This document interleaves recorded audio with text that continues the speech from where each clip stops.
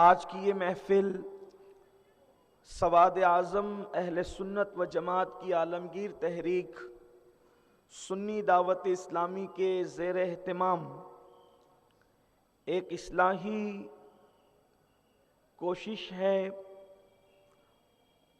مسلم امہ کے درمیان نشے کی بڑھتی ہوئی لت، قتل و غارت گری، بچیوں کا اور نوجوان لڑکوں کا بے روی کا شکار ہونا،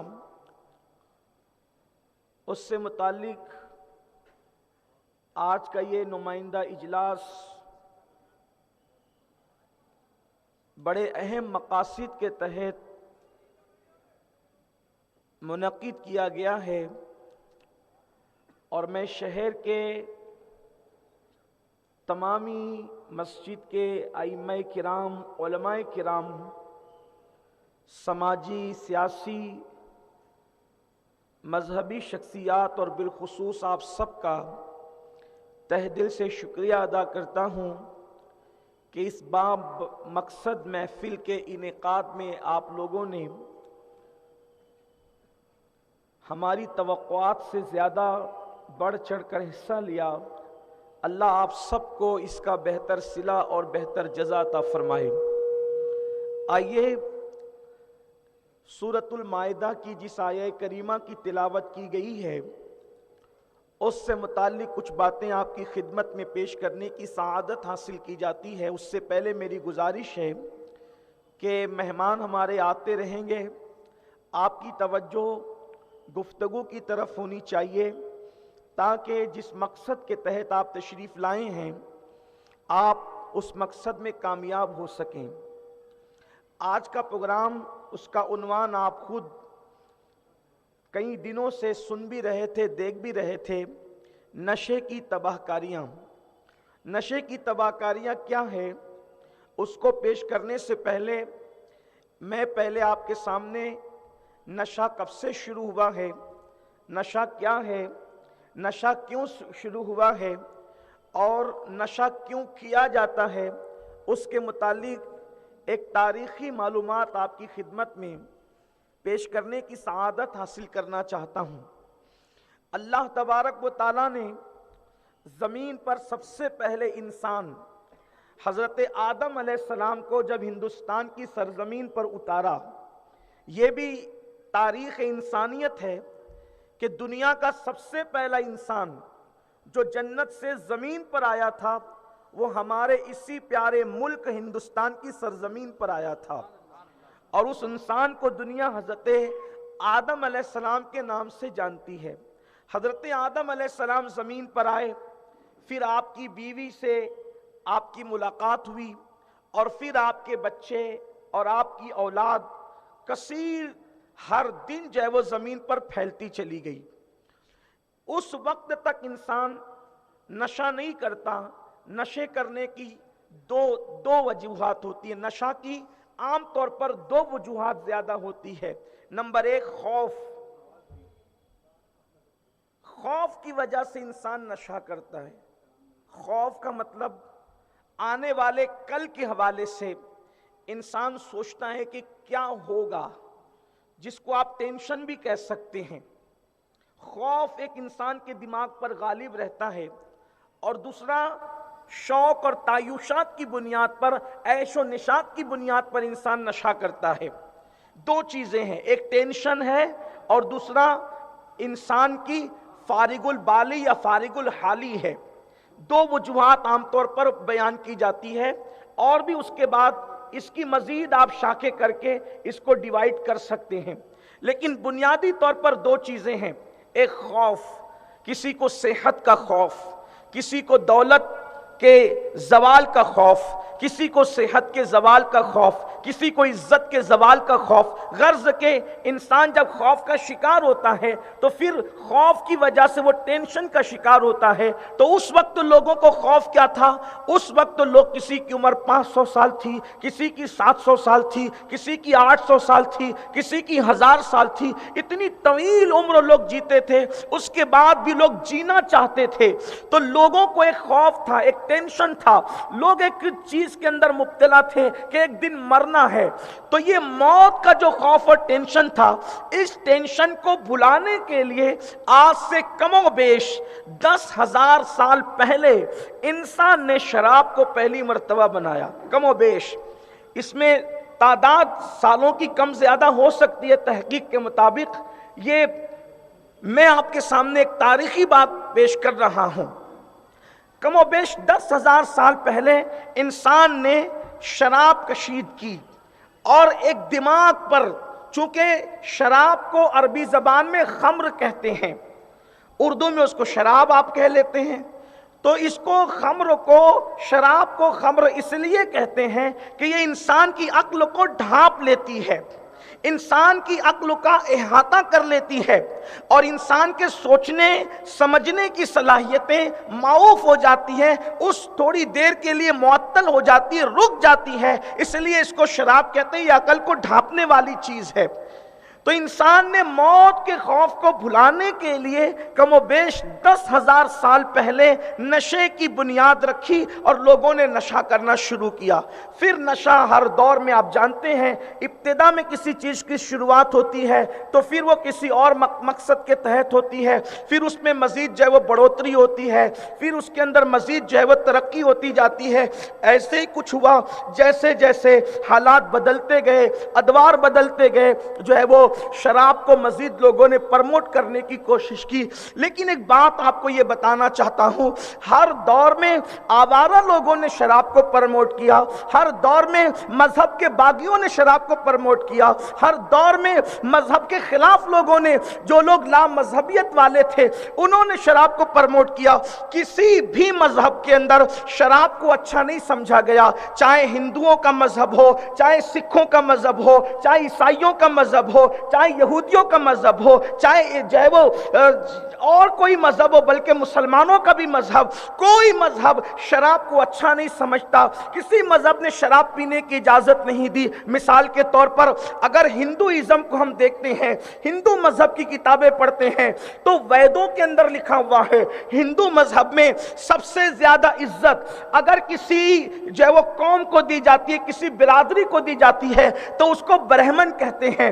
برہمن اپر کلاس کا طبقہ مانا جاتا ہے ہندو مذہب کے اعتبار سے. جیسے ہم لوگ سادات کا احترام کرتے ہیں، ویسے ہندو مذہب کے اندر برہمن کا احترام کیا جاتا ہے. اور ان کے ویدوں کے اندر لکھا ہوا ہے کہ جس نے شراب کا ایک گھونٹ پیا گویا اس نے برہمن کو قتل کر دیا. بلکہ یہاں تک ان کے ویدوں میں لکھا ہوا ہے. آپ اندازہ کریں، ہم لوگ صرف یہاں مسلمان نوجوانوں کی فکر لے کر نہیں بیٹھے، اس لیے کہ ہمارا مذہب تو ہر قوم کا بھلا چاہتا ہے، ہر انسان کا بھلا چاہتا ہے، ہر جو ہے وہ انسان کے لیے جو ہے وہ راہ فراہم کرتا ہے ترقی کی. اللہ اکبر. آپ اندازہ کریں کتنی سخت بات ہے. اگر اس قوم کے جوان بھی میری بات سن رہے ہیں کہ برہمن کو قتل کرنا جتنا بڑا پاپ ہے، شراب پینا اس سے بڑا پاپ قرار دیا گیا ہے. یہ ہندو مذہب کی کتابوں کے اندر موجود ہے. ویدوں میں جو پرانے وید ہیں آپ اس کو دیکھ سکتے ہیں. تو میرے آقا صلی اللہ علیہ وآلہ وسلم کے دیوانوں، ہر دور کے اندر شراب کی شریف لوگوں نے مخالفت کی. آپ دیکھیں ہمارے مذہب میں پھر جب اللہ کے رسول علیہ الصلوۃ والتسلیم تشریف لائے، آقا کریم علیہ الصلوۃ والتسلیم کی آمد ہوئی، تو پھر میرے آقا علیہ السلام نے جو وہ شراب کو مطلقاً حرام قرار دیا. وہ جو ہزاروں سال سے شراب، شاعری اور شباب، یہ تین حسن ایک ساتھ چلے آ رہے تھے. اللہ کے رسول علیہ السلام نے جو ہے وہ شباب نسواں کو جو ہے وہ حسن خدا کے تصور سے تبدیل فرما دیا اور بتایا اپنے جیسے کسی انسان سے نفسانیت کے ساتھ محبت کرنے والوں جس نے حسن کو پیدا کیا ہے اس حسن ازلی سے محبت کرو. اور اس کے بعد پھر دوسری شین جو شاعری کی شین تھی اس شاعری کی شین کو مدحت مصطفیٰ کی شاعری کی شین میں میرے نبی نے تبدیل فرما دیا اور بتایا کہ غزل میں کسی کے زلف رخسار کی باتیں کرنے کی بجائے مصطفیٰ کی زلف واللیل کی باتیں کرو, مصطفیٰ کے رخ والضحیٰ کی باتیں کرو, مصطفیٰ کے کمال با کمال کی باتیں کرو. ان حسینوں کا ذکر نہ کرو جو حسین جو ہے اللہ اکبر قتل غارت گری کا سبب بنتے ہیں. اس حسن کی بات کریں جس نے اوس و خزرج کی جو ہے وہ صدیوں کی جنگوں کو ختم کر کے انہیں عقد مواخات میں پورا دیا. وہ ہنسی کیا جو فتنے اٹھا کے چلے, وہ ہنسی کیا جو فتنے اٹھا کے چلے, ہاں ہنسی تم ہو فتنے مٹا کے چلے. اللہ اکبر. پھر وہ جو شراب کی جو شین تھی اللہ اکبر اس کو شراب محبت کی شین میں تبدیل کر دیا گیا اور انسانوں کو شیر و شکر بننے کے لیے جو ہے ایک پیغام دے دیا گیا. قرآن مقدس نے شراب کو اس شان سے حرام کیا, یا ایھا الذین آمنوا انما الخمر والمیسر والانصاب والازلام رجس من عمل الشیطان فاجتنبوہ لعلکم تفلحون. اے ایمان والو شراب سے بچو, انما الخمر شراب سے بچو, جوے سے بچو, بت پرستی سے بچو, اور تیر جو پاسے ہیں ان سے بچو. یہ شیطانی کام ہے. رجس من عمل الشیطان, شراب پینا اور جوا کھیلنا قرآن کہتا ہے یہ شیطانی کام ہے. یہ کام انسان نہیں کر سکتا, یہ کام انسانوں کے نہیں ہے. شراب اور جوا انسان کے کام نہیں ہے. رجس من عمل الشیطان یہ ناپاک بھی ہے. رجس کہتے ہیں ناپاکی کو, گندگی کو. آپ اندازہ کریں قرآن کے اسلوب پر, ہم اپنے بچوں کو جس چیز سے نفرت دلانا چاہتے ہیں, توجہ کریں آپ, ہم اپنے بچوں کو جن چیزوں سے نفرت دلانا چاہتے ہیں تو ہم کیا کہتے ہیں, چھی چھی, مطلب یہ چیز گندی ہے. تو ماں باپ شفقتوں کی وجہ سے اپنے بچوں کو جس چیز سے دور کرنا چاہتے ہیں, چھی چھی گندگی کہہ کر اس سے بچوں کو دور کرتے ہیں تاکہ نہ سمجھ بچوں کو پتا چلے کہ گندی چیز کے قریب نہیں جانا چاہیے.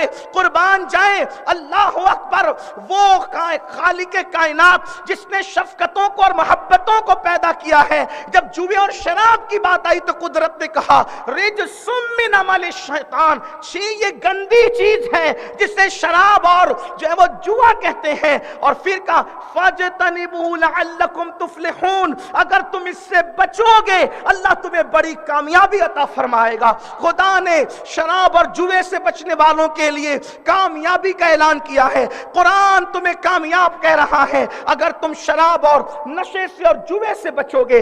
اب آئیے دنیا کے اندر نشہ کیوں پرموٹ کیا جا رہا ہے, تھوڑی سی جو ہے وہ تلخ بھی سن لیں, خو گرے حمد سے تھوڑا سا گلا بھی سن لیں, اس لیے کہ گفتگو کا میں چاہتا ہوں کہ اللہ کرے حق ادا ہو.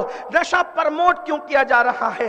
یاد رکھیں دنیا کا حکمراں طبقہ اگر نہ چاہیں تو کوئی ایک گھونٹ بھی شراب کا نہیں پی سکتا. دنیا کا حکمراں طبقہ, میں پوری دنیا کی بات کر رہا ہوں, کسی ایک ملک کی نہیں, کسی ایک خطے کی نہیں, کسی ایک علاقے کی نہیں, کسی ایک صوبے کی نہیں, پوری دنیا کے اندر شراب کے نام پر, پوری دنیا کے اندر نشے کے نام پر, پوری دنیا کے اندر زہریلی ادویات کے نام پر, پوری دنیا کے اندر سیرپ کے نام پر, پوری دنیا کے اندر انجیکشن کے نام پر جو ہے نشے کی دوائیں اگر فروخت کی جا رہی ہے, یاد رکھیں اہل اقتدار جس کو اپنے ملک میں نہ آنے دینا چاہیں تو اس کو آنے بھی نہیں دیتے. جب آپ انسانوں کو نہیں آنے دیتے تو کوئی انسان آپ کے ملک میں قدم نہیں رکھ سکتا، تو جب آپ کے نہ چاہتے ہوئے بھی کوئی آپ کے ملک میں قدم نہیں رکھ سکتا تو یہ زہریلی چیزیں اہل اربا، اہل اقتدار کے مرضی کے بغیر کس طریقے سے آ سکتی ہے؟ لیکن اس کی وجہ کیا ہے؟ چونکہ پوری دنیا کے جو صاحب اقتدار ہیں وہ کسی نہ کسی کے ہاتھ میں، پوری دنیا کے حکمراں کسی نہ کسی کے ہاتھ میں بحیثیت کٹ پتلی ہے، اور ان کو ہینڈل کوئی اور کرتا ہے۔ پوری دنیا کٹ پتلی کی طرح ہے، اور اس کی رسی جو ہے کسی اور کے ہاتھ میں ہے، اور جس کے ہاتھ میں ہے اس کا یہاں نام لینے کی ضرورت نہیں، آپ اچھی طرح جانتے ہیں۔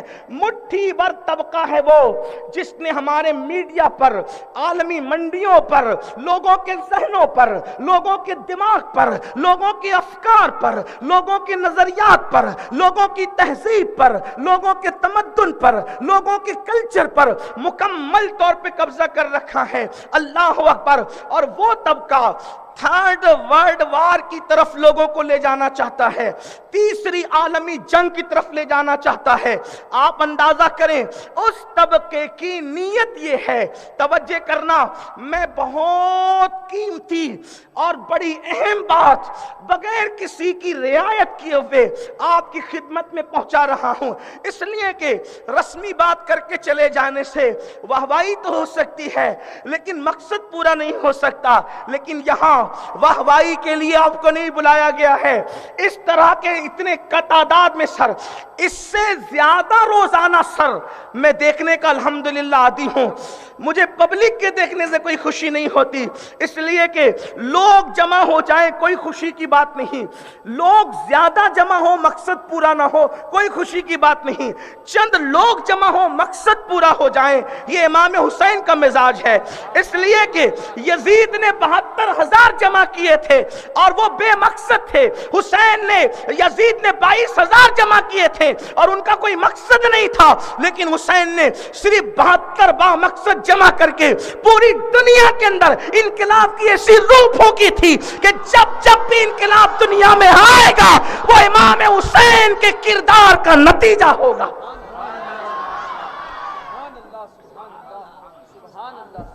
اس لیے میں اپنے جوانوں کی پوری توجہ چاہتا ہوں، جو میرے جوان نشے میں گرفتار ہے وہ بھی، اور جو نشے میں گرفتار نہیں ہے وہ بھی بہت دھیان سے سنیں۔ تھرڈ ورلڈ وار کی طرف دنیا بڑھ رہی ہے، بڑھ کے بڑھ چکی ہے، تیسری عالمی جنگ کی طرف، اور دنیا کا وہ طبقہ جو پوری دنیا کو کنٹرول کرنے کا خواب دیکھ رہا ہے، وہ طبقہ جو پوری دنیا پر بلا شرکت غیر حاکم بننا چاہتا ہے، اس طبقے کی خواہش یہ ہے کہ قوم کے جوانوں کو ناکارہ بنا دو۔ اور یورپ نے کبھی گوارا نہیں کیا، یورپ کو کبھی پسند نہیں تھا کہ ایشیا قیادت کرے، یورپ کو کبھی پسند نہیں تھا اور نہ ہے کہ ایشیا قیادت کرے۔ آپ دیکھو ہمارا ملک ہندوستان چند سال پہلے تک معاشی اتنی تیزی کے ساتھ ترقی کر رہا تھا کہ ماہرین معاشیات کہہ رہے تھے کہ چند سالوں کے اندر اگر کوئی ملک معاشی لیول پر سپر پاور ہوگا تو ہندوستان ہوگا۔ آپ غور فرمائیں، یہ ماہرین معاشیات نے پیشن گوئیاں کی تھی اور ہم بھی امید لگائے تھے، ہم سب، کہ ہمارا ملک ترقی کرے گا تو ہم بھی ترقی کریں گے۔ یاد رکھنا، ملک کی ترقی میں ہی ہماری ترقی ہے، ملک کے آگے بڑھنے میں ہی ہمارا آگے بڑھنا ہے، ملک کے عروج میں ہی ہمارا عروج ہے، ملک کی کامیابی میں ہی ہماری کامیابی ہے۔ اسی لیے آپ دیکھیں انگریزوں کی آمد سے پہلے اس ملک کے اندر جو سجاوٹ دکھتی ہے، لال قلعہ کی شکل میں ہو، تاج محل کی شکل میں ہو، بھول بھلیاں کی شکل میں ہو، فتح پور سیکری کی شکل میں ہو، یا اور بھی دیگر شکل میں ہو، تو ہندوستان جو سونے کی چڑیا کہلایا تھا اس میں جو اور قوموں کا حصہ تھا تو آپ نے بھی بڑھ چڑھ کر حصہ لیا تھا، اس لیے کہ ہمیں احساس ہے کہ ملک کی ترقی میں ہماری ترقی ہے۔ تو چونکہ یورپ یہ بات دیکھ نہیں سکتا تھا کہ ایشیا کا کوئی ملک تمام ممالک کی قیادت کرے، اور ہندوستان وہ ملک ہے، توجہ کرنا، ہندوستان وہ ملک ہے، پوری دنیا، سعودی ہو، یمن ہو، مصر ہو، اسرائیل ہو، چین ہو، چچینیا ہو، بوسنیا ہو، دنیا کا کوئی ملک ہو، کہیں اتنی بڑی تعداد میں جوان نہیں ہیں جتنی بڑی تعداد میں جوان ملک ہندوستان ہمارے بھارت میں موجود ہے۔ ہمارے ہندوستان میں جوانوں کی تعداد 60% ہے، 60% ہمارے ملک میں جوان ہی جوان رہتے ہیں، اور آج کے بعد تقریباً 3 صدیوں تک انشاءاللہ ہمارے ملک میں جوان بڑھتے ہی رہیں گے، جوانوں کی کمی نہیں ہوگی۔ آپ مجھے اگر ایسا لگتا ہے کہ میں آپ کو کوئی ہوائی بات کر رہا ہوں تو یہ ہزاروں کا مجمع آپ کاؤنٹ کریں، چلیں مجمع گننے میں آپ کو تکلیف ہوگی، ممبر دیکھیں، آپ کو ممبر دیکھ کر احساس ہوگا کہ جوان کتنے بیٹھے ہیں اور بوڑھے کتنے بیٹھے۔ 2 سفید ریش کے علاوہ اور کوئی یہاں پر آپ کو بوڑھا نظر نہیں آئے گا۔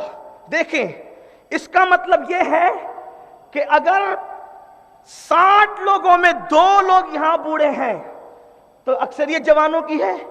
اسی طرح میرے دائیں طرف جو عمائدین بیٹھے ہیں، صحافی بیٹھے ہیں، سیاسی سماجی لوگ بیٹھے ہیں، ان کے بھی چہرے دیکھ لیں، پھر آپ اپنے آزو بازو میں دیکھ لیں، توجہ کریں، توجہ میری طرف رہے، تو آپ کو پتہ چلے گا کہ اس ملک میں جوانوں کی تعداد زیادہ ہے۔ تو کسی بھی ملک کو ڈیمیج کرنے کے لیے، کسی بھی ملک کو کمزور کرنے کے لیے سرد جنگ کا آغاز کیا جاتا ہے، اور اس ملک کی طاقت اور قوت کو کمزور کرنے کے لیے اب لوگ ہوشیار ہو گئے ہیں۔ وہ بم نہیں برساتے، بم برسائیں گے تو بدنام ہوں گے، میزائل نہیں برساتے، ہتھیاروں کا سہارا نہیں لیتے۔ وہ کیا کرتے ہیں؟ سلطان صلاح الدین ایوبی نے آج سے 900 سال پہلے جس بات کی طرف اشارہ کیا تھا، لوگ اس کی طرف بڑھتے ہیں۔ سلطان نے کہا تھا، صلاح الدین ایوبی نے، کہ کسی بھی قوم کو تباہ اور برباد کرنے کے لیے میزائل اور ہتھیار سے زیادہ خطرناک اگر کوئی چیز ہے تو وہ شراب اور شباب ہے۔ کسی قوم کو تباہ کرنا ہو، کسی قوم کو ناکارہ کرنا ہو، کسی قوم کو برباد کرنا ہو، اس قوم کو شراب اور شباب کا عادی کر دو، یعنی ان کو نشے کا عادی کر دو، یا کسی لڑکی کے ناجائز فندے میں اس کو پھنسا دیا جائے، تو میزائل، تلواریں، تیریں، جنگیں ان کو جتنا زیادہ نقصان نہیں پہنچا سکتے، اس سے زیادہ لڑکیوں کے ساتھ افیئر کے معاملات اور شراب انسان کو تباہ اور برباد اور نشہ کر سکتا ہے۔ تو میرے آقا صلی اللہ علیہ وآلہ وسلم کے دیوانوں، آج اس ملک کو خاص طور پہ ٹارگٹ کیا گیا ہے، یا اس خطے کو، یا اس علاقے کو، یا بر صغیر کو لے لیں، یا اور دنیا کے ان ممالک کو جس میں جوانوں کی تعداد زیادہ ہے، تاکہ یہ اٹھ نہ سکے۔ پہلے لوگ کسی وجہ سے نشہ کرتے تھے، اور اب باضابطہ طور پر ہماری بستیوں کے اندر نوجوانوں کو مفلوج کرنے کے لیے، نوجوانوں کو ناکارہ کرنے کے لیے، نوجوانوں کو بیکار کرنے کے لیے ان کو نشے کا عادی کیا جا رہا ہے۔ شراب کا نشہ، اسی طریقے سے ڈرگز کا نشہ، اسی طریقے سے ہیروئن کا نشہ، اسی طریقے سے انجیکشن اور الگ الگ نشے جو ہے ہمارے معاشرے کے اندر عام کیے جا رہے ہیں۔ سب سے زیادہ نشہ ہندوستان میں جو بڑا ہے، میری اپنی معلومات کے مطابق لاک ڈاؤن کے وہ ایام جس میں لوگ فری گھر بیٹھے ہوئے تھے، ایک دوسرے سے ملاقاتیں تھی، اٹھنا بیٹھنا تھا، ان دنوں جو ہے نشہ بہت پرموٹ کیا گیا۔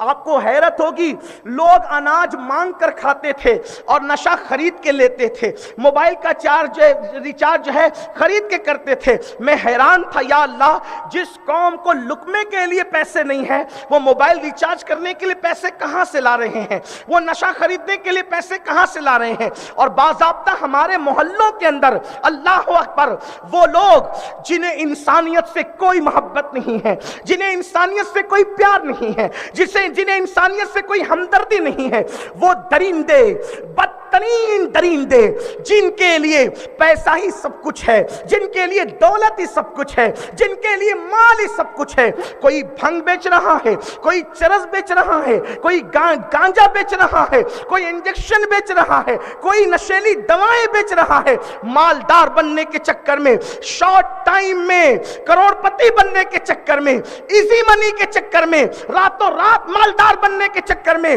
موت بیچ رہے ہیں یہ لوگ۔ میں ان سے بھی گزارش کرتا ہوں، ہم تمہارے بھی دشمن نہیں ہیں، لیکن دوسروں کے بچوں کو نشے میں مبتلا کر کے مالدار بننے والوں، ذرا تصور تو کرو، جب کسی ماں کا بیٹا تیری بیچی ہوئی دوا سے لڑکھڑاتا ہوگا تو اس ماں کے دل پر کیا گزرتی ہوگی؟ جیسے تو کسی کے بیٹے کو نشے کی دوا دے کر کے اس کو موت کے منہ میں ڈھکیل رہا ہے، اگر اسی کی جگہ تیرا بچہ ہوتا تو تیرے دل پہ کیا گزرتی؟ اسی کی جگہ تیرا پوتا ہوتا تو تیرے دل پہ کیا گزرتی؟ او نشے کی چیزیں بیچ کر کے قوم کے جوانوں کو موت کے منہ میں ڈھکیلنے والوں، یاد کرو ایک دن اللہ کی عدالت ہوگی، خدا کی عدالت ہوگی، تمہیں بھی مرنا ہے، خدا کو منہ دکھانا ہے۔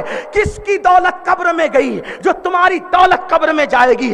حلال کمانے والے اپنی دولت ساتھ نہ لے جا سکے، تم موت بیچ کر کے، تم لوگوں کو موت کے منہ میں ڈھکیل کر کے یہ حرام کی کمائی کیا ساتھ لے کر کے جاؤ گے؟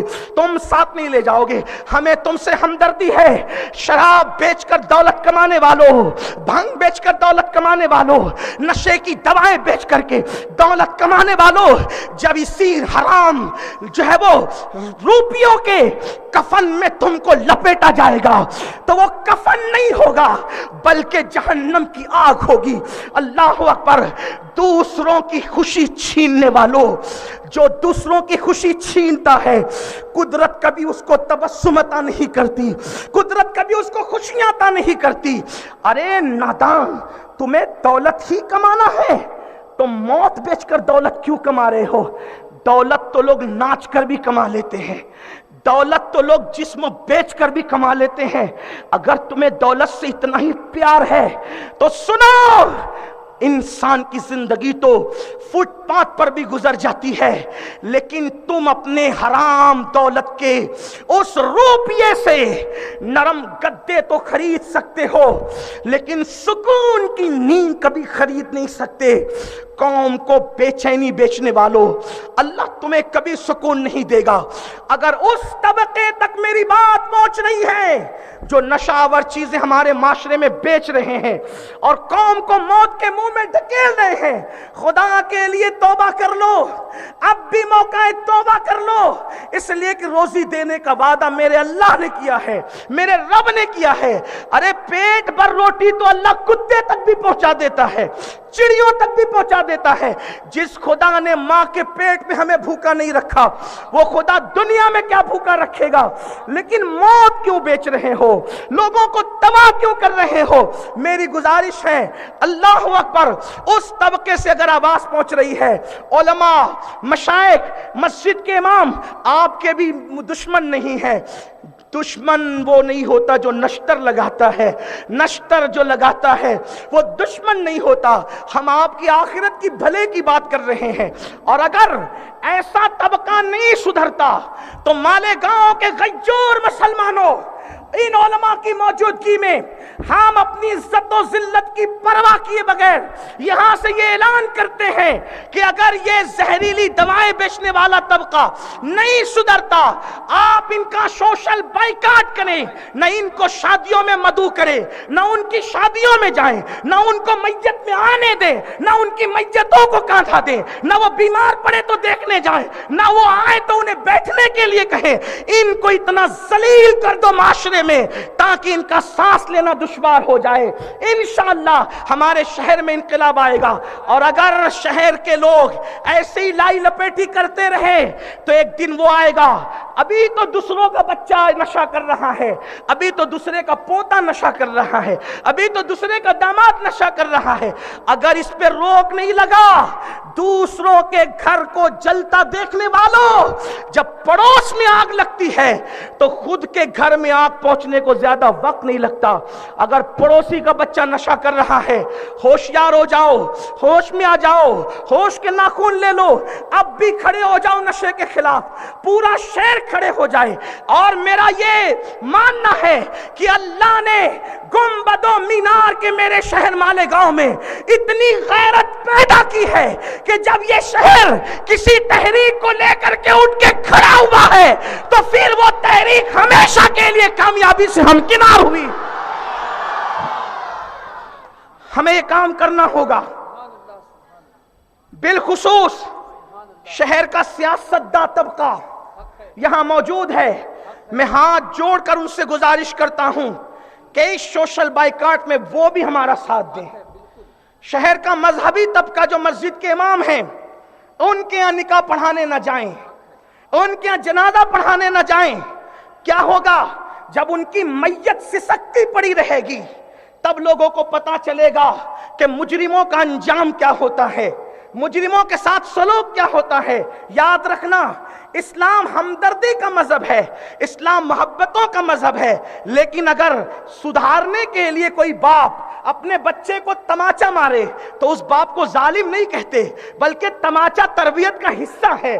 تو جہاں تماچا فساد کے لیے مارا جائے ہم اس تماچے کی مخالفت کرتے ہیں، جہاں تماچا مستقبل کو سنوارنے کے لیے مارا جائے ہم اس تماچے کو سلام کرتے ہیں۔ آپ میں کے بے شمار لوگ ہوں گے جنہوں نے تماچے کھائے ہیں، لیکن کوئی پروفیسر بنا، کوئی ڈاکٹر بنا، کوئی عالم بنا، کوئی انجینئر بنا، کوئی قوم کا معمار بنا۔ کس نے بنایا؟ محبتوں نے نہیں، اس تماچے نے بنایا۔ تو اگر کوئی تماچا کسی کو معمار بناتا ہے تو ہم اس تماچے کو مٹھائیوں سے زیادہ اہمیت دینا چاہتے ہیں تاکہ قوم کو سدھارا جائے۔ ایک تو یہ بات ہوئی۔ دوسری بات، اگر آپ زیادہ بات نہیں کرنا، اگر آپ نشہ کرتے ہیں، جو بھی کرتا ہے، مجھ سے لوگوں نے کہا حضرت نشہ کرنے والے تو آپ کے پروگرام میں آئیں گے نہیں۔ میں کہا بالکل نہیں آئیں گے۔ کہا پھر آپ سنائیں گے کس کو؟ میں نے کہا ویکسین کس چڑیا کا نام ہے؟ ویکسین کس چڑیا کا نام ہے؟ کورونا والوں کو ویکسین لگی یا جنہیں نہیں ہوا انہیں لگی؟ بھئی جنہیں نہیں ہوا انہیں لگی، اس لیے لگی کہ نہ ہو تو قوم کو سنانا اس لیے ہے۔ جو جا چکے اللہ کرے وہ واپس آئے، لیکن جو نہیں گئے ان کے پیروں میں محبت رسول کی زنجیر ڈال دی جائے تاکہ پھر یہ نہ جا سکے اس طرف۔ آئیے، اگر آپ نشہ کرتے ہیں، نشہ کرتے ہیں، آپ میں کا کوئی نشہ کرتا ہے، آپ کا دوست نشہ کرتا ہے، آپ کا کوئی ساتھی نشہ کرتا ہے، اس تک بات پہنچانے کے لیے سنیے، اسلام میں ہر نشہ حرام ہے۔ کل مسکرین حرام، ہر نشہ آور چیز حرام ہے۔ اللہ کے رسول علیہ السلام نے یہاں تک فرمایا۔ اب ذرا یہاں سے احادیث کا سلسلہ شروع ہوتا ہے، اس کو سنیں۔ لوگ تو نشہ پرموٹ کر رہے ہیں ہماری بستیوں میں، لیکن اگر ہم کھڑے ہو جائیں نشے کے خلاف انشاءاللہ انقلاب آئے گا۔ اس کے لیے آپ کو قرآن اور حدیث پہ نظر ہونی چاہیے۔ دھیان سے سنیں اور اپنے ذہن کی میموری میں اس کو سیو کر لیں، محفوظ کر لیں، تاکہ آپ اپنے کسی دوست کو بتا سکیں، کسی بھائی کو بتا سکیں، اس کو سمجھا سکیں۔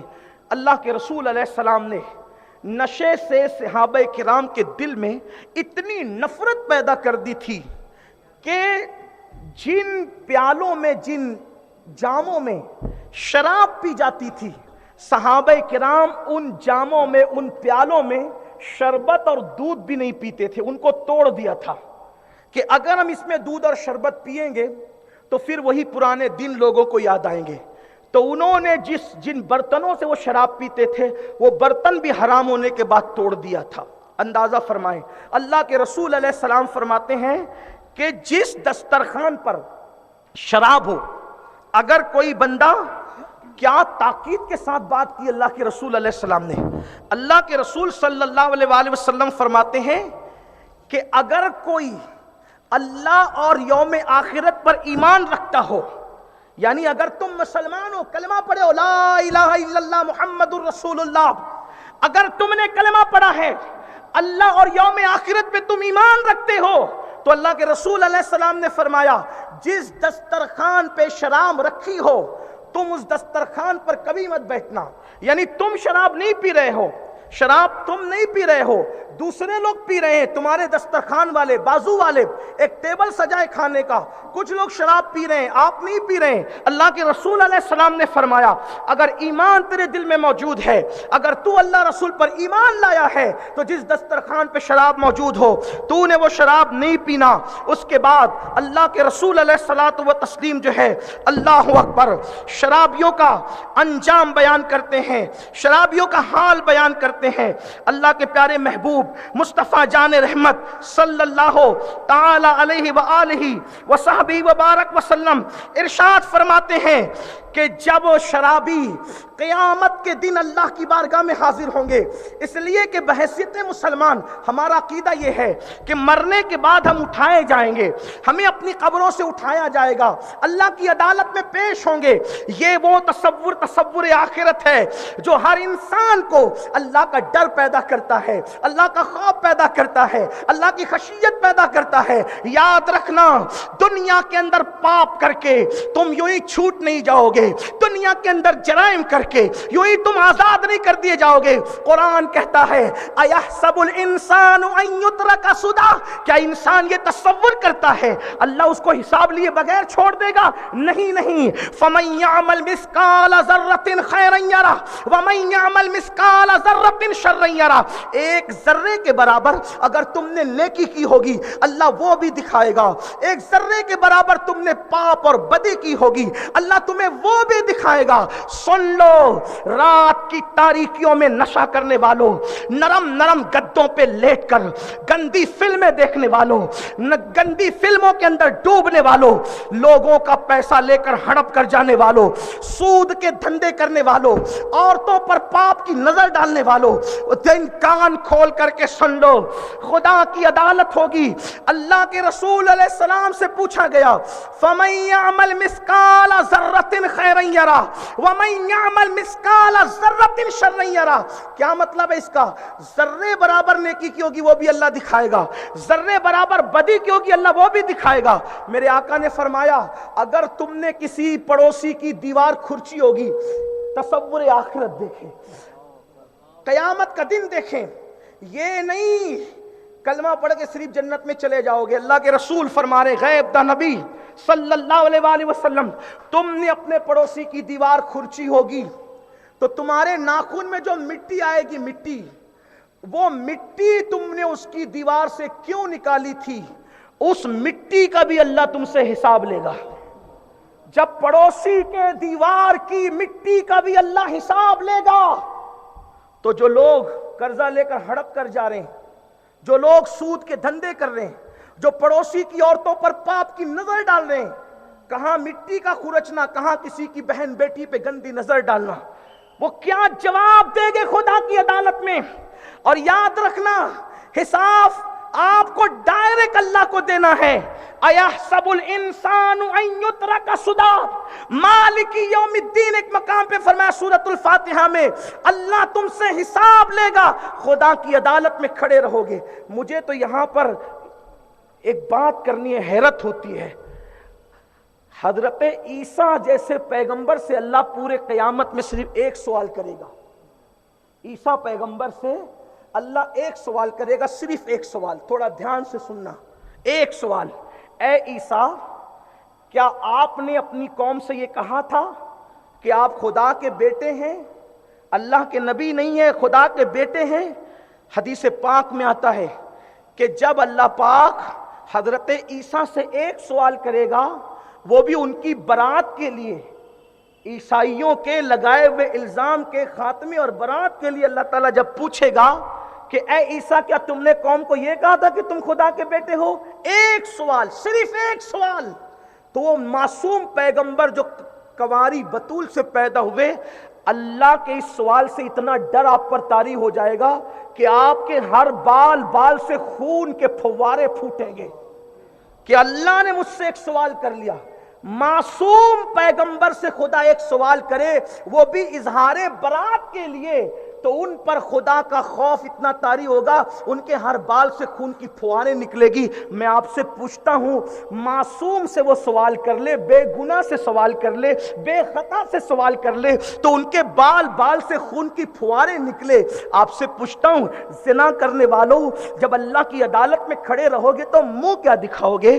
شراب پینے والوں اللہ کی عدالت میں کھڑے رہو گے تو منہ کیا دکھاؤ گے؟ اللہ اکبر۔ لوگوں کی حق تلفی کرنے والوں اللہ کی عدالت میں کھڑے رہو گے تو منہ کیا دکھاؤ گے؟ اللہ اکبر۔ تو میرے آقا صلی اللہ علیہ وآلہ وسلم ارشاد فرماتے ہیں، جب شرابی خدا کی عدالت میں پہنچیں گے، نشہ کرنے والے خدا کی عدالت میں پہنچیں گے، یہ تمہارے میرے نبی کا فرمان ہے۔ کسی سیاسی لیڈر، کسی مولوی مولانا کا قول ہوتا تو تم ہنس کے اڑا دیتے، لیکن یہ اس نبی کا فرمان ہے جس کے کہنے پر ہم آنکھ بند کر کے ہر فرمان مانتے ہیں، جس کے کہنے پہ ہم نے خدا کو ایک مانا، جس کے کہنے پہ ہم نے قرآن کو اللہ کی کتاب مانی، جس کے کہنے پہ ہم نے قیامت حشر نشر کو مانا۔ اب میری قوم کے جوانوں، جس کی ذات ایمان، جس کی ذات اسلام، جس کی ذات اللہ اکبر، ہمارے لیے خدا کے بعد سب کچھ ہے، بعد از خدا بزرگ تو ایک قصہ مختصر، اللہ کے بعد سب سے بڑی ہستی جو ہمارے درمیان تشریف لائی محمد الرسول اللہ، وہ ارشاد فرماتے دل کے کانوں سے سن لیں، انجیکشن لے کر نشہ کرنے والے، کتا گولیاں کھا کے نشہ کرنے والے، شراب کے اللہ اکبر جام پی کے نشہ کرنے والے، نشے میں ڈوب جانے والے، اپنے قوم کے لیے، ملک کے لیے، ملت کے لیے ننگو آر بننے والے جوان، اللہ کرے کسی کے کان تک یہ بات پہنچ کے دل میں اتر جائے۔ اللہ کے رسول علیہ السلام فرماتے ہیں جب نشہ کرنے والے خدا کی عدالت میں آئیں گے، یا تو ان کا چہرہ سور کی طرح ہوگا، یا تو ان کا چہرہ بندر کی طرح ہوگا، یعنی نشہ کرنے والے خدا کی عدالت میں آئیں گے، انسانی شکل میں نہیں آئیں گے، وہ سور اور بندر کی شکل لے کر آئیں گے، خنزیر کی شکل لے کر آئیں گے۔ ہاں، اگر کسی کو شراب کے کڑوے گھونٹ ہی سے دلچسپی ہے، اگر کسی کو نشے ہی سے دلچسپی ہے، اس کا انجام سن لیں۔ اللہ اکبر۔ سچے رسول، صادق و مصدوق نبی صلی اللہ علیہ وآلہ وسلم فرماتے ہیں نشہ کرنے والے جب اللہ کی عدالت میں آئیں گے، یا تو ان کا منہ سور کی طرح ہوگا، خنزیر کی طرح یا کتے کی طرح ہوگا، اس کے بعد ان کی آنکھوں سے خون بہ رہا ہوگا۔ اللہ کے رسول علیہ السلام فرماتے ہیں ان کی آنکھوں سے خون بہ رہا ہوگا، اور اللہ اکبر جن آلات سے وہ نشہ کرتے تھے، مثلا جو انجیکشن سے نشہ کرتا تھا وہ آلہ اس کے ہاتھ میں ہوگا، جو کٹورے سے شراب پیتا تھا وہ کٹورا اس کے ہاتھ میں ہوگا، اسی طریقے سے جو گولیوں سے نشہ کرتا تھا وہ گولیاں اس کے ہاتھ میں ہوگی۔ یہ حدیث پاک میں آیا ہے جس سے نشہ کرتا تھا وہ شے اس کے ہاتھ میں ہوگی، وہ آلہ اس کے ہاتھ میں ہوگا، یعنی کہ عدالت قدرت میں کسی گواہ کی ضرورت نہیں ہوگی، تم یہ خود اپنے گواہ ساتھ لے کر کے جاؤ گے کہ ہم اس سے نشہ کرتے تھے، اور وہ چیزیں تمہارے ہاتھ میں ہوگی۔ نشہ کرنے والوں وہ چیزیں تمہارے ہاتھ میں ہوگی۔ اللہ کے رسول علیہ السلام فرماتے ہیں اس کے پورے بدن پر جہنم کے سانپ اور بچھو چپکے ہوئے ہوں گے، اور اس کے دونوں ہاتھ زنجیروں میں بندھے ہوں گے، اور اس کے دونوں پیروں میں بیڑیاں ہوگی، اور اس کو گھسیٹا جائے گا، گھسیٹ کر لے جایا جائے گا، اور کیا ہوگا آپ جانتے ہیں؟ اللہ اکبر، اللہ اکبر، کیا عذاب ہے! چند گھونٹ، کڑوے گھونٹ، چند گولیاں، چند انجیکشن، جس کے لیے چند گھنٹوں کے لیے سکون کی تلاش میں میرا جوان نشہ کرتا ہے۔ سن لو، نشہ ٹینشن کا حل نہیں، نشہ بلاؤں کا حل نہیں، نشہ بے روزگاریوں کا حل نہیں، نشہ تکلیفوں کا حل نہیں۔ وہ لوگ نامرد ہیں جو تکلیفوں سے منہ چھپاتے ہیں، وہ لوگ سچے مرد ہیں جو تکلیفوں سے انجوائے کرتے ہیں۔ میرے بھائیوں، کوا نہ بنو، چڑیا نہ بنو، پتنگے نہ بنو، کبوتر نہ بنو، باز بنو، باز۔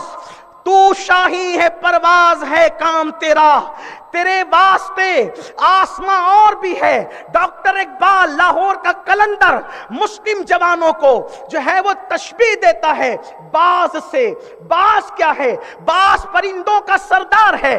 جب بادل آتے ہیں، بارش ہونے والی ہوتی ہے، کبوتر، پتنگے، کوے، چڑیا یہ سب اپنے اپنے گھونسلوں میں چھپ جاتے ہیں، لیکن جو باز ہوتا ہے، باز، اللہ اکبر، اس کا کوئی گھونسلہ ہوتا ہی نہیں، اس لیے کہ نہیں تیرا نشیمن قصر سلطانی کے گنبد پر تو شاہی ہے، بسیرا کر پہاڑوں کی چٹانوں میں۔ عقابی روح جب بیدار ہوتی ہے جوانوں میں، نظر آتی ہے ان کو اپنی منزل آسمانوں میں۔ اللہ اکبر، تم باز ہو، باز موسم سے گھبرا کر گھونسلوں میں گھسنے کی بجائے باز انجوائے کرتا ہے ماحول سے، موسم سے، اس لیے کہ اس کو پتا ہے موسم بدلتے رہتے ہیں، اس لیے بدلنے والے موسم کے خوف سے اپنے آپ کو تبدیل مت کرو، موسم بدل دو۔ اگر تکلیف ہے، لوگ کہتے ہیں ہم نشہ کرتے ہیں بھوکمری کی وجہ سے، ہم کوئی تائید نہیں کر سکتے آپ کی۔ اگر بھوک ہے تو تمہارے نبی نے، ہمارے نبی نے پیٹ پر پتھر کیوں باندھے؟ کبھی سوچا؟ اگر وہ نبی چاہتے تو ان کے گھر میں روزانہ جنت سے کھانا آتا، لیکن انہوں نے پیٹ پہ پتھر کیوں باندھے؟ تاکہ تم غربت سے گھبرا نہ جاؤ، جب تمہیں بھوک ہو تو تم اپنے نبی کی بھوک اور فاقہ کشی کو یاد کر لو۔ ام المومنین سیدہ عائشہ صدیقہ فرماتی ہیں اللہ کے رسول کے گھر میں 3 مہینے تک چولہا نہیں جلتا تھا، بکری کا دودھ اور کھجور اور پانی، اس پہ رسول اللہ گزارا کرتے تھے۔ کیوں؟ امت کی رہنمائی کے لیے۔ کوئی ضرورت نہیں ہے کہ آپ کے پاس، آپ کے دوستوں کے پاس آئی فون ہے تو آپ کے پاس بھی آئی فون ہونا چاہیے، کوئی ضروری نہیں ہے۔ آپ کے دوستوں کے پاس قیمتی بائک ہے، آپ کے پاس بھی ہونا چاہیے، کوئی ضروری نہیں ہے۔ آج کل کے بچے کہتے ہیں دوست کے پاس آئی فون ہے، میرے پاس نہیں تو میں کیا کروں؟ اور چوری کر کے چور کیوں بنتا ہے؟ اگر کسی کے پاس دولت ہے تو اپنا اخلاق اتنا بلند کر لے کہ اہل دولت کے احسان تلے تو دبا نہ ہو، بلکہ تیرے اخلاق کے تلے اہلیان دولت دبے ہوں۔ اور یہ چیز آپ نے دیکھا اللہ کے رسول علیہ السلام کی زندگی میں، بڑے بڑے صحابہ مالدار، عبد الرحمن ابن عوف، سونا اتنا تقسیم کیا اللہ کی راہ میں۔ بعد میں جب آپ کی وراثت تقسیم ہوئی تو پھاوڑے کے ذریعے سے سونا نکالا گیا، اتنے مالدار تھے۔ صدیق اکبر مالدار تھے، فاروق اعظم مالدار تھے، عثمان غنی مالدار تھے، لیکن کوئی مجھے بتا دے ان مالداروں کے احسانات رسول اللہ پر ہوں، ان کی ذات پر نہیں، بلکہ حضور کے اخلاق کی بلندیوں نے ان سارے مالداروں کو اپنے احسان تلے دبا دیا تھا۔ کوئی حضور سے بلند نہ ہو سکا۔ یہ ہمیں کردار کی بلندی دی گئی، اخلاق کی بلندی، حالانکہ وہ رسول تھے، ہم اتنی بلندی پہ نہیں جا سکتے، لیکن کم از کم ہم ان کو فالو تو کر سکتے ہیں۔ یہ کیا ہے؟ رات بھر بیٹھنا، عورتوں پہ بدنگاہی کرنا، نشہ کرنا۔ اللہ کے رسول علیہ السلام کا فرمان ادھورا نہ رہ جائے، میں جلدی پڑھتا ہوں، اب وقت ختم ہونے کے قریب ہے۔ تو اللہ کے رسول علیہ السلام فرماتے ہیں سور اور بندر کی طرح اللہ کی عدالت میں نشہ کرنے والے آئیں گے، اور اس کے بعد ان کے پیروں میں زنجیریں ہوں گی، ہاتھوں میں ہتکڑیاں ہوگی، انہیں منہ کے بل گھسیٹا جائے گا، ان پہ بھوک مسلط کی جائے گی، پیاس مسلط کی جائے گی، وہ پانی پانی چلائیں گے، پانی پانی، پیاس پیاس، تو جہنمیوں کا کھولتا ہوا پیپ ان کو دیا جائے گا، جہنمیوں کا خون ان کو دیا جائے گا، جہنمی بچھوؤں کا زہر ان کو دیا جائے گا۔ وہ کہیں گے جب منہ کے قریب کریں گے نا وہ کھولتا ہوا پیپ اور خون اور بچھوؤں کا زہر، تو ان کے منہ کا گوشت تو جھڑ جھڑ کر کے گرے گا۔ جب گرے گا تو وہ عرض کریں گے کہ ہمیں کس چیز کی یہ سزا دی جا رہی ہے؟ تو کہا جائے گا یہ تمہارے نشے کی سزا ہے، تم دنیا میں نشہ کرتے تھے۔ اللہ کے رسول علیہ السلام فرماتے ہیں ان کو آگ کی سولی دی جائے گی، ان کو آگ کی سولی پہ لٹکایا جائے گا، اور آگ کی سولی پہ کتنے دن لٹکایا جائے گا؟ ان کو 1000 سال تک آگ کی سولی پہ لٹکایا جائے گا۔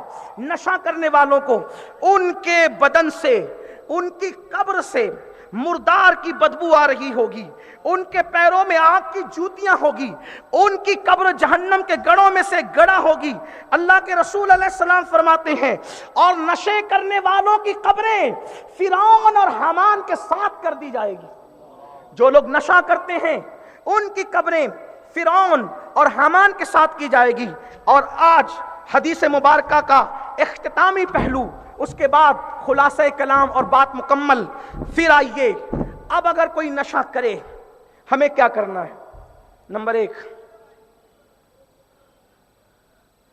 توجہ فرمائیں، بات اختتام کو پہنچ رہی ہے، کوئی کسی کو نہ کہے کھڑے رہیں بیٹھیں، بہت اچھے سے لوگ سن رہے ہیں۔ آپ ایک بار سب مل کر درود شریف پڑھنے، بات آگے ہو جائے۔ رب صلی وسلم دائما ابدا علی حبیبک خیر الخلق کلہم، الصلاۃ والسلام علیک یا رسول اللہ صلی اللہ تعالی علیہ وسلم۔ دھیان دیجئے، توجہ کریں، کوئی نشہ کرے تو کیا کریں؟ نمبر 1، 3 اسٹیپ رکھیں ہم جیسے اسلام نے رکھا۔ پہلے اسٹیپ میں ہم ان کو سمجھائیں، پہلے میں انہیں سمجھائیں۔ کیا سمجھائیں؟ نشے کے نقصانات کیا ہیں۔ دیکھو نشے کے جو نقصان ہیں، آخرت تباہ ہو رہی ہے۔ آپ ان کو بتائیں کہ چہرے پہ اگر فنسی نکل آئے، فنسی، تو آپ چہرے کی فنسی لے کر کسی جلسے میں، کسی ولیمے میں، کسی بارات میں نہیں جاتے۔ نشہ کرنے کی وجہ سے جب تمہارا منہ سور اور بندر کی طرح ہوگا اللہ کی عدالت میں، تو تم اللہ کے پاس منہ کیا لے کر کے جاؤ گے؟ خنزیر کا منہ لے کر خدا کو دکھاؤ گے؟ بندر کا منہ لے کر خدا کی بارگاہ میں جاؤ گے؟ اس لیے توبہ کے دروازے کھلے ہوئے ہیں۔ کسی پہ رحم کرنے کے لیے نہیں، اپنے آپ پہ رحم کرو۔ کسی پہ احسان کرنے کے لیے نہیں، اپنے آپ پہ احسان کرو۔ اور آج توبہ کر لو، توبہ کرو گے اللہ تمہیں معاف کرے گا۔ یہاں تک میرے نبی نے فرمایا التائب من الذنب کمن لا ذنب لہ، کہ گناہ سے توبہ کرنے والا ایسا ہے جیسے اس نے گناہ کیا ہی نہیں ہے۔ ایک مقام پر اللہ فرماتا ہے ان اللہ یحب التوابین، کہ بے شک توبہ کرنے والوں کو اللہ اپنا محبوب بنا لیتا ہے۔ آؤ، بشر حافی جیسے شرابی نے توبہ کی، بشر نے توبہ کی، ولی بنا دیے گئے۔ 2 لاکھ حدیثیں انہوں نے یاد کی۔ وہ جس گلی میں چلتے تھے جانور اس گلی میں گندگی نہیں کرتے تھے، اتنے نیک ہو گئے تھے۔ اس کے بعد کر لو توبہ۔ لوگ کہتے ہیں شراب نہیں چھوٹتی، سگریٹ نہیں چھوٹتی، گٹکا نہیں چھوٹتا۔ میں کہتا ہوں اگر انسان ماں کا دودھ جتنا لذیذ ہے، دنیا کی کوئی غذا اتنی لذیذ نہیں۔ جب انسان ماں کا دودھ چھوڑ سکتا ہے تو گٹکا کیوں نہیں چھوڑ سکتا؟ شراب کیوں نہیں چھوڑ سکتا؟ سگریٹ کیوں نہیں چھوڑ سکتا؟ حقہ کیوں نہیں چھوڑ سکتا؟ یہ حقہ، سگریٹ، یہ سب تمہیں نشے کی طرف لے جاتے ہیں، انسٹالمنٹ پر تمہیں تباہ کرتے ہیں۔ ایک جرمنی کے ڈاکٹر نے آج سے 50 سال پہلے کہا تھا کہ تم دنیا کے آدھے شراب خانے اور نشہ خانے بند کر دو، میں آدھے دواخانے اور آدھے جرائم پیشے اور آدھی جیلیں بند کرنے کی ضمانت دیتا ہوں۔ جتنے نشے خانے، شراب خانے جتنے زیادہ بند ہوں گے، اتنی جیلوں کی ضرورت کم پڑے گی، اتنے دواخانوں کی ضرورت کم پڑے گی۔ لوگ کہتے ہیں آج صحت اچھی نہیں ہوتی، میں کہتا ہوں کل تو لوگ دریا کا پانی پیتے تھے ڈائریکٹ لے کر، آج تو تم فلٹر پانی پی رہے ہو، پھر صحت اچھی کیوں نہیں ہے؟ تو تم پانی فلٹر لے رہے ہو نا، لیکن وہ نشہ تو کر رہے ہو۔ اور ایک بات اور وضاحت کے طور پہ کہہ دوں ورنہ ذہن سے نہ نکل جائے، جو کتا گولی کھاتے سے وہ نشہ نہیں کرتے، جو کھانسی کا سرپ پیتے ہیں پوری پوری بوتلیں سے وہ نشہ نہیں کرتے، بلکہ حیا کے پردے میں مجبوراً کہہ رہا ہوں، کہنا نہیں چاہتا تھا لیکن بات ہے کہوں گا تاکہ اللہ کسی کا بھلا کر دے۔ حاجی نمازی لوگ بھی لاشعوری طور پہ نشہ کر رہے ہیں، وہ اس طرح سے کہ ہر مرد کی تمنا ہوتی ہے کہ وہ مردانہ طاقت کے اعتبار سے مضبوط ہو، اور اس میں جو دوائیں بنتی ہے 90% دواؤں کے اندر نشیلی چیزوں کی شمولیت ہوتی ہے، اس لیے کہ میں بھی حکیموں کا صحبت یافتہ ان کی جوتی سیدھی کرنے والا ہوں۔ 90% جو حکیم لوگ دوائیں بناتے ہیں، چاہے وہ مجھے گالی دے رہے ہوں گے یا برا مانو، لیکن میں بات کو کھول دینا چاہتا ہوں۔ 10% دوائیں ایسی ہوگی امساک کی جس میں نشاور چیزیں نہ ہو۔ 90% میں افیون کی ملاوٹ ہوتی، افیم ملا ہوتا ہے۔ آپ تو سوچ رہے ہیں کہ آپ کوئی طاقتور چیز کھا رہے ہیں، لیکن لاشعوری طور پر تم نشے کی عادی ہو رہے ہو۔ تم تو کتا گولی کھانے والے کو نفرت کی نظر سے دیکھ رہے، لیکن تم خود بھی تو نشے میں ہو۔ اس لیے اگر کوئی ایسی دوا لیتے ہیں تو اس سے پہلے آپ اچھی سے تحقیق کر لیں کہ کہیں لاشعوری طور پہ آپ بھی تو نشے کے لیے نہیں جا رہے ہیں۔ اور یاد رکھیے گا، اچھی طرح یاد رکھیے گا، کوئی دوا کے طور پہ بھی نشہ کرے گا تو اس کے لیے وہی عذاب ہے جو اوروں کے لیے عذاب ہے۔ اس لیے نشے کو دوا کے طور پہ بھی استعمال کرنے کی اجازت نہیں ہے۔ تو میں عرض یہ کر رہا تھا کہ اگر کوئی نشہ کرتا ہے کیا کریں؟ سمجھائیں۔ پہلا اسٹیپ سمجھانے کا ہے، پہلے اس کو سمجھائیں۔ انسٹالمنٹ پہ تباہ ہو رہے ہو، برباد ہو رہے ہو، آخرت تباہ ہو رہی ہے، نہیں مانتا، سختی کریں، دھمکی دیں، ہم تیرے ساتھ نہیں رہیں گے، تجھے معاشرے میں رہنے نہیں دیں گے، سوشل بائیکاٹ کریں گے۔ سدھر جائے تو ٹھیک ہے، اگر نہیں سدھرے تیسرا اسٹیپ یہ ہوگا ہم اس کا بائیکاٹ کریں۔ یہ میں نہیں کروں، اللہ کے رسول نے فرمایا۔ حدیث سن لیں، بات مکمل ہوتی ہے۔ اس حدیث کی راوی ام المومنین سیدہ عائشہ صدیقہ ہے۔ دیکھو، یہ سوشل بائیکاٹ شوق نہیں ہے، بلکہ سوشل بائیکاٹ کی وجہ سے کسی کو سدھارنا مقصد ہے۔ وہ حدیث سنیں جو میں اب پڑھ رہا ہوں، کیونکہ ہم حدیث کے قرآن کے پابند ہیں۔ ام المومنین یہ رسول اللہ کی ازواج پاک میں سب سے چہیتی بیوی ہیں، 1/3 دین ان کے ذریعے سے ہمیں ملا ہے۔ وہ ام المومنین سیدہ عائشہ فرماتی ہیں کہ اللہ کے رسول علیہ السلام نے فرمایا، توجہ کریں، آقا کیا فرما رہے ہیں، دھیان سے، ادھر ادھر نہ دیکھیں، بات نہ کریں، اس طرف توجہ کریں، یہ اینڈ ہو رہی ہے گفتگو کا خلاصہ ہے۔ اللہ کے رسول علیہ السلام نے فرمایا، کیا نشہ کرنے والا اگر بیمار پڑے اس کو دیکھنے مت جاؤ، اگر وہ مر جائے اس کے جنازے میں شرکت نہ کرو، اگر اس کو بھوک لگے، نشہ کرنے والے کو بھوک لگے، وہ کھانا مانگے، اس کو کھانا نہ کھلاؤ۔ اب میرے نبی کا فرمان سنو، کیوں نشے والے کو کھانا نہیں دو گے؟ جب وہ تڑپے گا، بے چین ہوگا تو سدھرے گا، ورنہ کھانا تمہارے پیسوں سے کھائے گا، نشہ اپنے پیسے سے کرے۔ اور نشہ ہی ہے جو چوری پر، ڈکیتی پر اکساتا ہے۔ نشہ ام الخبائث ہے، اس کو یہ سارے جرائم کی جڑ ہے۔ زنا اسی سے بڑھ رہا ہے، قتل کی واردات اسی سے بڑھ رہی ہے، خودکشی کی واردات اسی سے بڑھ رہی ہے۔ یعنی نشے پہ کنٹرول اگر ہم نے کر لیا تو ہم اپنے شہر کو بہت بڑے جرائم سے پر روک سکتے ہیں اور کنٹرول کر سکتے ہیں۔ تو ام المومنین فرماتی، اللہ کے رسول نے فرمایا، جس نے نشہ کرنے والے کو ایک لقمہ کھلایا، ایک لقمہ، اللہ کے رسول فرما رہے ہیں، نشہ کرنے والے کو جس نے ایک لقمہ کھلایا، اللہ قیامت کے دن اس کے جسم پر سانپ اور بچھو مسلط کرے گا۔ نشہ کرنے والا قرض مانگنے آئے، قرضہ مت دینا اس کو، اللہ کے رسول فرما رہے ہیں۔ یہ تیسرا اسٹیپ ہے، لیکن پہلے سمجھاؤ، پھر دھمکی دو کہ ایسا کریں گے تیرے ساتھ، اگر نہیں مانتا، عادی ہو گیا، تو پھر یہ کرنا ہے۔ کیا کرنا ہے؟ آقا فرماتے ہیں، نشہ کرنے والے کو قرض مت دو، جو نشہ کرنے والے کو قرض دے گا گویا اس نے کسی مسلمان کو قتل کرنے پر مدد کی۔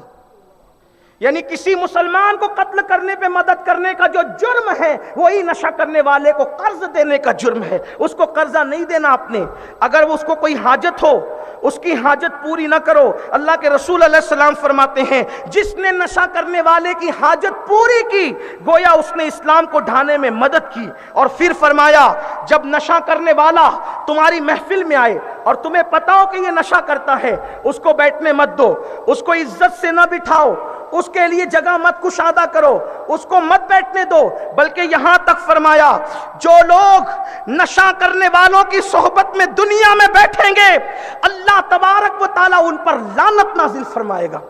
ان کی صحبت میں بھی مت بیٹھو۔ نشہ کرنے والوں کے ساتھ مت بیٹھو، ساتھ مت اٹھو، لیکن یہ کون سی منزل ہے؟ یہ آخری منزل ہے۔ اب میں نشہ کرنے والے بھائیوں کو کہتا ہوں، میرے بھائیوں، آپ کا سوشل بائیکاٹ یہ آخری راستے ہمارے لیے، لیکن پہلے ہم آپ کو سمجھا رہے ہیں، خدا کے لیے میرے بھائی، مرے گا، جلدی مرے گا، سسک سسک کے مرے گا، تباہ ہو کے مرے گا۔ نشہ پھیپھڑے خراب کرے گا، نشہ کینسر میں مبتلا کرے گا، نشہ تیرا خون سکھا دے گا، نشہ تجھے طرح طرح کی بیماریوں میں مبتلا کر دے گا، نشہ تجھے کہیں کا نہیں رکھے گا، نشہ تیری کڈنیاں خراب کر دے گا۔ اللہ اکبر، میرے بھائیوں، اللہ کے لیے نشے سے توبہ کر لو۔ ایک تو تم بیمار پڑو گے، سسک سسک کے مرو گے، اور دوسرا کم از کم اپنے بچوں کی طرف دیکھو، کم سے کم اپنی ماں کی طرف دیکھو، کم سے کم اپنی بہن کی طرف دیکھو۔ بس اسی پہ بات مکمل کرتا ہوں۔ او نشہ کرنے والے میرے جوان، اگر تو نشہ کرے گا تو تیری بہن کے جہیز کا انتظام کون کرے گا؟ اے نشہ کرنے والے، اگر تو نشہ کرتا رہے گا تو تیرے بچوں کے تعلیم کا انتظام کون کرے گا؟ اے نشہ کرنے والے، اگر تو نشہ کرے گا تو تیری ماں کی پرورش کون کرے گا؟ کیا ہم نے اپنی آنکھوں سے اسی شہر کے اندر نہیں دیکھا کہ جو نوجوان نشے کی لت میں گرفتار ہو گئے، نہ وہ کمانے کے قابل رہے، نہ وہ کھلانے کے قابل رہے، وہ بوجھ بنتے چلے گئے، بوجھ اٹھانے کی بجائے بوجھ بنتے چلے گئے۔ او نشہ کرنے والے میرے نوجوان بھائی، ہو سکتا ہے جب تو کمائے گا نہیں، تیرے ماں باپ کسی مسجد کے زینے پر بھیک مانگنے پہ مجبور ہو جائیں گے۔ او بے غیرت جوان، کیا تجھے پسند ہے کہ شراب کے کڑوے گھونٹ یہ چند لمحے کے نشے کی وجہ سے وہ ماں باپ کو تو بھیک مانگنے لگائے گا مسجد کے دروازوں پر؟ جس ماں نے تجھے 9 مہینے تک اپنے پیٹ میں رکھا، جس باپ نے نہ سردی دیکھی، نہ گرمی دیکھی، نہ بارش دیکھی، نہ دھوپ دیکھی، کچھ نہیں دیکھا تیرے باپ نے، اس نے تجھے انگلی پکڑ کر کے چلنا سکھایا، اس نے تجھے بولنا سکھایا۔ ہاں ہاں، وہ دھوپ میں محنت مزدوری کرتا تھا اور تجھے پالتا تھا، تجھے بڑھاتا تھا۔ جب تو جوانی کی دہلیز پہ پہنچ رہا تھا تو تیرے ماں باپ یہ سوچتے ہوں گے بچہ جوان ہوگا تو بڑھاپے کا سہارا بنے گا، بچہ جوان ہوگا اسائے پیری بنے گا۔ لیکن اے میرے جوان، تو نے اپنے ماں باپ کو کیا دن دکھایا کہ تو نے ان کی پرورش کرنے کی بجائے، تو نے ان کا ساتھ دینے کی بجائے، بڑھاپے میں راحت پہنچانے کی بجائے، جب تو نشہ کر رہا ہے تیرے ماں باپ بھیک مانگ رہے ہیں، لیکن بھیک جس کے ماں باپ مانگتے ہیں، نشیڑی کے، جس نشیڑی کے ماں باپ بھیک مانگتے ہیں، ان کو لوگ کتنا ذلیل کرتے ہیں۔ اسی کا لڑکا نشہ کرتا ہے، اسی کا لڑکا موبائل چراتا ہے، اسی کا لڑکا نالیوں کے کنارے پڑا رہتا ہے۔ ذرا سوچو تو صحیح، اور یاد رکھنا، نشہ کرنے والا یہ بھول جاتا ہے یہ ماں ہے، یہ بہن ہے، یہ بیٹی ہے۔ سوچو تو صحیح، جو نشہ کرنے والے شادی شدہ ہیں، اگر تم نشہ کرتے ہو، کماؤ گے نہیں، تمہاری بیوی برتن جھاڑو کرنے جائے گی، اور جانتے ہو جن کے گھروں میں برتن جھاڑو کرنے کے لیے عورت جاتی ہے، سب برے نہیں ہوتے، لیکن برتن جھاڑو کرنے والی عورت کو کس نگاہ سے دیکھا جاتا ہے، کس انداز سے دیکھا جاتا ہے۔ ہاں ہاں، جب تمہارے بچے اسکول جائیں گے تو لوگ کہیں گے نشہ کرنے والے کا بچہ آیا ہے۔ تمہارے بچے ہر لمحہ جیئیں گے، ہر لمحہ مریں گے، ان کی زندگی موت سے بدتر ہوگی۔ اس لیے خدا کے لیے اپنے بچوں پہ رحم کرو، اپنی بیٹیوں پہ رحم کرو، اپنی بہنوں پہ رحم کرو۔ یاد رکھنا، قوم کی بچیاں لوجوں میں یوں ہی نہیں بکا کرتی، جن کے بھائی بے غیرت نشے کی لت میں مبتلا ہو جاتے ہیں، غربت کی چکیوں میں پسنے والے۔ سب تو ایسے نہیں ہوتے، لیکن سب کو صبر بھی تو نہیں ہوتا، کچھ لوگوں کے قدم بہکتے ہیں۔ اگر قوم کی بیٹیاں کسی کے ہاتھ میں ہاتھ دے کر کے بھاگ رہی ہے تو اس میں ان ناکارہ بھائیوں کا بہت بڑا رول ہے جو بوجھ اٹھانے کی بجائے گھر پہ بوجھ بن چکے ہیں۔ آؤ ایک نئی صبح کا آغاز کریں۔ کل انشاءاللہ 24 ستمبر کی صبح اہلیان مالیگاؤں کے لیے ایک نئی صبح ہونی چاہیے. یہ صبح جو کبھی فردا ہے کبھی ہے امروز، یہ صبح جو کبھی فردا ہے کبھی ہے امروز، نہیں معلوم کہ ہوتی ہے کہاں سے پیدا. وہ صبح جس سے لرزتا ہے شبستہ کا وجود، ہوتی ہے بندے مومن کی اذان سے پیدا. اے میری قوم کے جوان، تو ہی کبھی خالد تھا، تو ہی کبھی طارق تھا، تو ہی کبھی علی اکبر تھا، تو ہی کبھی امام قاسم تھا، تو ہی اللہ اکبر. قوموں کی زلفیں جب تقدیر کی زلفیں جب بکھر جاتی تھی تو ہی انہیں ناخن تدبیر سے سنوارنے والا تھا. اللہ اکبر. دریا کے کنارے پہ کشتی جلانے والی قوم تم ہی ہو. دنیا کو انداز زندگی دینے والی قوم تم ہی ہو. دنیا کو شعور بندگی دینے والی قوم تم ہی ہو. دنیا کو نظام زندگی دینے والی قوم تم ہی ہو. ہاں تم وہی ہو جن کی راہوں میں اگر پہاڑ آ گئے ہیں تو پہاڑوں کو بھی آپ نے ریزہ ریزہ کیا ہے. جن کی راہوں کے بیچ میں دریا آ گیا ہے تو بحر ظلمات میں تم نے گھوڑے دوڑائے ہیں. اپنے ماضی کو دیکھو اور اپنے ماضی کو دیکھ کر حال کو درست کر کے اپنے مستقبل کی جو ہے وہ عمارت کو درست کرو. آپ وہی ہو. آپ گانجا پینے والی قوم نہیں، آپ شراب پینے والی قوم نہیں، آپ بوجھ بننے والی قوم نہیں، آپ بیٹی اور بیوی کی آبرو کو کھلواڑ کرنے والی قوم نہیں، آپ خودکشی کرنے والی قوم نہیں. مسلمانوں تم خودکشی کرنے نہیں آئے ہو، تم لوگوں کو زندگی دینے آئے ہو. تم موت کے بھکاری نہیں بلکہ تم زندگی کے سوداگر ہو. آؤ ایک نئی صبح کا آغاز کریں اور ایک دوسرے کو سہارا دیں. میں کہتا ہوں اگر کوئی خودکشی کرنے کے لیے جا رہا ہے تو لوگ مرنے کے بعد ہمدردی کرنے کی بجائے اس سے لوگ جیتے جی ہمدردی کریں. کسی مفکر نے کہا تھا مرنے کے بعد تو سبھی کاندھا دیتے ہیں، زندگی میں کسی کو کاندھا دے دو تاکہ وہ خودکشی نہ کرے، تاکہ وہ تباہ نہ ہو، تاکہ وہ برباد نہ ہو.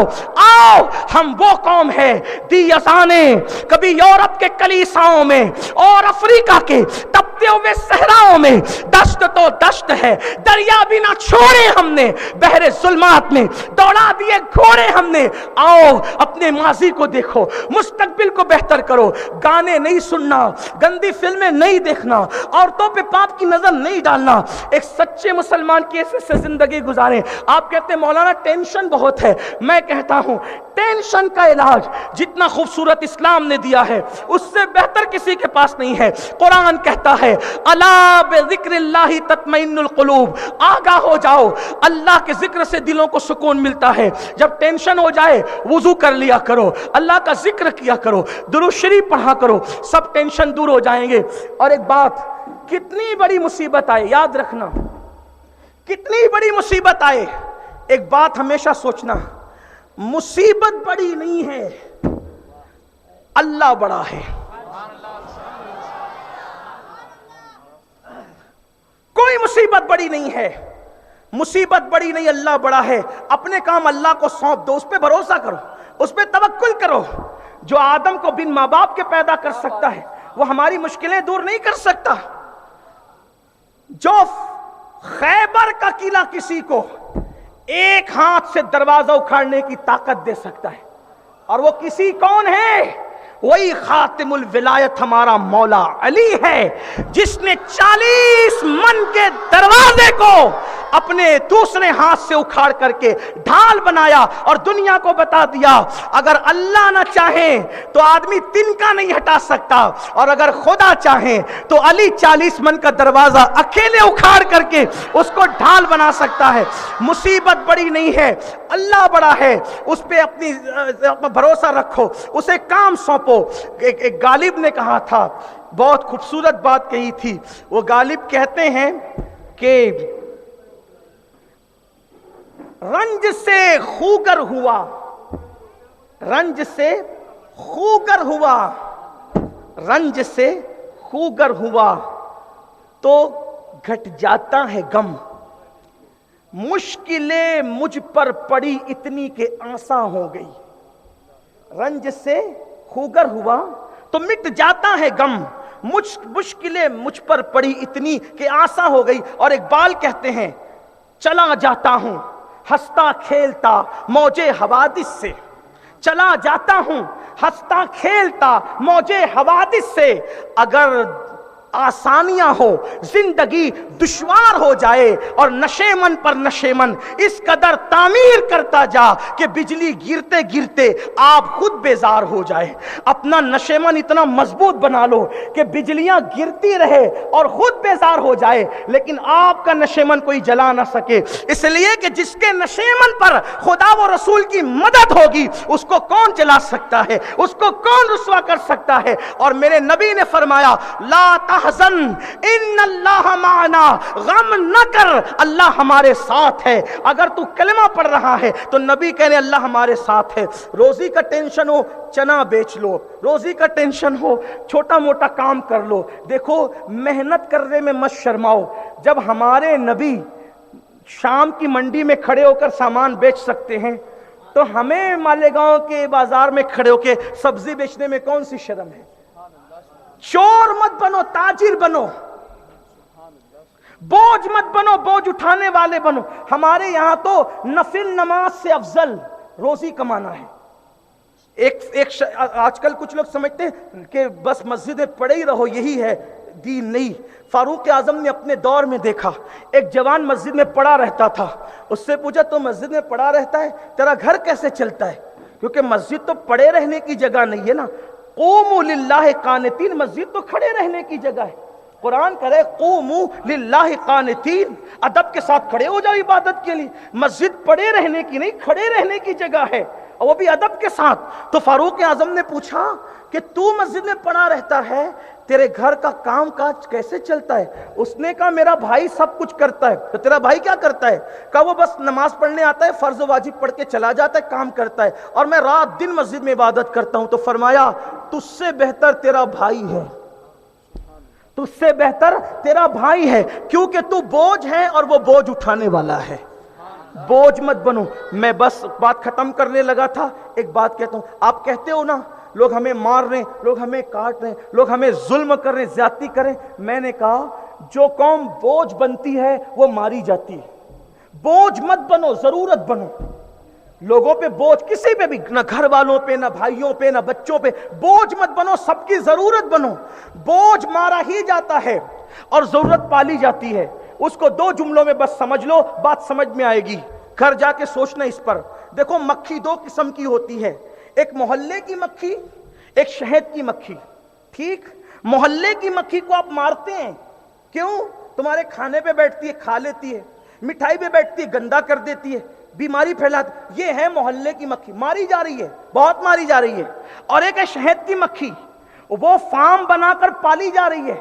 دونوں مکھی, دونوں کے پیر, دونوں کے پر, دونوں کی برادری ایک, الگ الگ برادری نہیں ہے, دونوں مکھی ہے.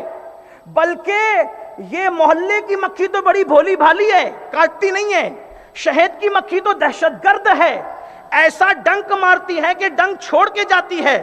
اس کی دہشت گردی کے بعد بھی اس کو لوگ پال رہے ہیں فارم ڈال ڈال کے.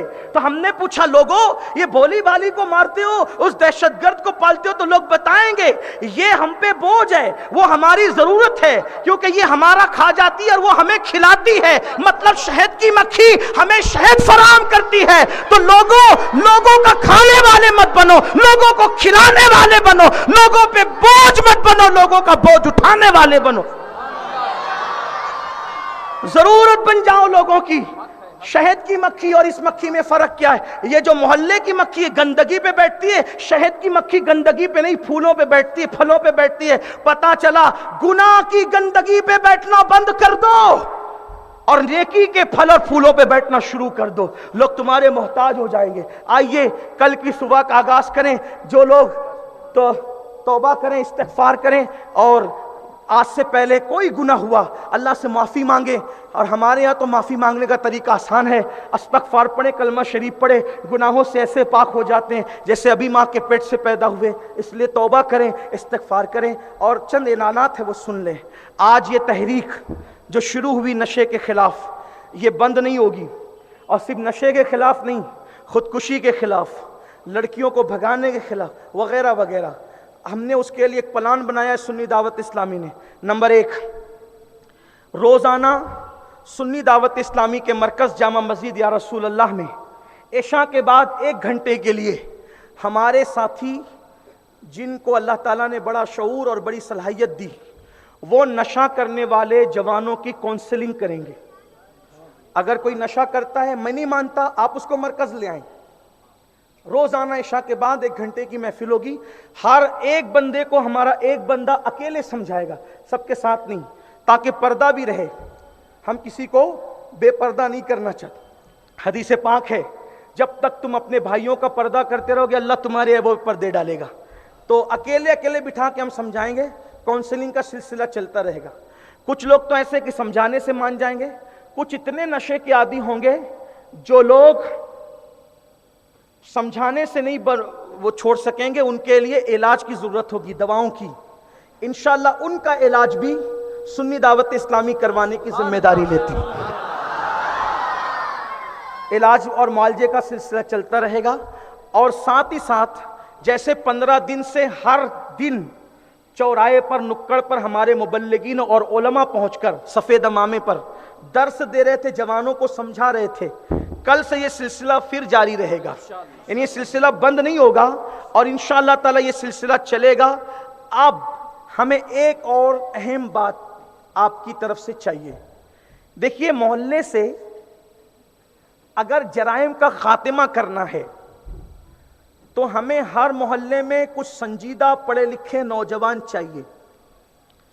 ہر محلے کے اندر ہمارا ایک گروپ ہوگا انشاءاللہ، اور اس کا نام ہوگا SDI، اصلاح المسلمین گروپ، جو غیر سیاسی ہوگا، اور سیاست میں اس کی کوئی جو ہے وہ سرگرمی نہیں ہوگی اس گروپ کے نام سے، اس لیے کہ ہماری تنظیم سواد اعظم اہل سنت و جماعت کی عالمگیر تحریک سنی دعوت اسلامی، ہمارا منشور ہے، عالمی منشور، کہ ہم عملی طور پر کسی سیاست میں حصہ کبھی نہیں لیتے، اور میں اپنی ذاتی طور پر اور تنظیم کا ذمہ دار ہونے کی حیثیت سے بتاؤں کہ ہم نے کبھی عملی طور پر، میں سمجھتا ہوں کہ تقریباً 30 سال کا عرصہ گزرنے کو آیا ہے، جب ہم نے یہ تنظیم یہاں پر شروع کی تھی تو اس وقت ہم لوگ بچے تھے، اب الحمدللہ ہمارے بچے اللہ کے کرم سے جوانی کو پہنچ رہے ہیں، لیکن اللہ کا شکر ہے کہ ہم نے کبھی بھی عملی طور پر کسی سیاست میں حصہ نہیں لیا، نہ کسی کی مخالفت کی علی الاعلان، نہ کسی کی حمایت کی علی الاعلان، اس کا آپ خیال رکھیں۔ تو ہمارا جو گروپ ہوگا اصلاح المسلمین کا، وہ سیاسی ایکٹیویٹیز میں شرکت نہیں کرے گا، اور اگر کوئی شریک ہوتا ہے تو وہ اس کا اپنا پرسنل معاملہ ہوگا، اور اس سے صرف کام اتنا لینا ہے کہ محلے سے برائی کا خاتمہ کرنا، نماز کے قریب کرنا، زنا اور شراب اور جوئے، ان ساری لتوں سے لوگوں کو دور کرنا۔ اس کے لیے پراپر ہمیں کچھ افراد چاہیے ہر محلے میں۔ تو کیا میں امید کر سکتا ہوں کہ آپ نے اتنی محبتیں دی، خلاف توقع آپ کی طرف سے پورا شہر جڑا، اور ہمیں یہ حوصلہ ملا۔ ویسے تو ہم نے جب بھی کوئی اعلان کیا، طلاق کا عنوان پہ آپ کو بلایا، نشے کے عنوان پہ بلایا، خودکشی کے عنوان پہ بلایا، یہ خوشی کی بات ہے، ہر مسجد کا عالم آتا ہے، ہر سیاسی پارٹی کے لوگ آ جاتے ہیں، ہر برادری کے لوگ آ جاتے ہیں، ہر سلسلے کے لوگ آ جاتے ہیں، ہر اسکول کے، ہر مدرسے کے لوگ آ جاتے ہیں۔ آپ کی محبتیں ہم اس کو یاد رکھیں گے، انشاءاللہ زندگی بھر یاد رہے گی۔ لیکن یہ ہر محلہ جو SDI اصلاح المسلمین کمیٹی ہے یا گروپ ہے، اس کو تشکیل دینا ہے۔ وہاں پر PRO ہے، پبلک ریلیشن آفس کا ایک بینر لگا ہوا ہے، تو جو نوجوان ہماری اس تنظیم سے جڑنا چاہتے ہیں وہ اپنا نام، موبائل نمبر اور اپنا محلہ وہاں پر لکھا دیں، اور لکھانے کے بعد جائیں۔ بہت جلد انشاءاللہ ہم آپ سے، ابھی تو یہ عوامی جلسہ ہو گیا، اور انشاءاللہ تبارک و تعالی یہ تنظیم کے لوگوں سے جلد ایک میٹنگ کی جائے گی، اور ایک لاہ عمل جو تیار ہو چکا ہے اس کے نفاذ کے لیے پھر کوشش ہوگی۔ میں آپ سے پوچھنا چاہتا ہوں 2 باتیں۔ کیا آج سے پورا شہر نشے کا بائیکاٹ کرے گا انشاءاللہ؟ دیکھو، رسمی طور پہ نہیں، ہاتھ اٹھائیں اور اللہ سے وعدہ کریں، سب کریں گے انشاءاللہ۔ جو لوگ نشہ کرتے ہیں ان کو سمجھائیں گے، وہ نہیں مانیں گے تو ان کا بائیکاٹ کریں گے انشاءاللہ۔ جو لوگ نشے کا دھندا کرتے ہیں ان کا بائیکاٹ ہوگا انشاءاللہ۔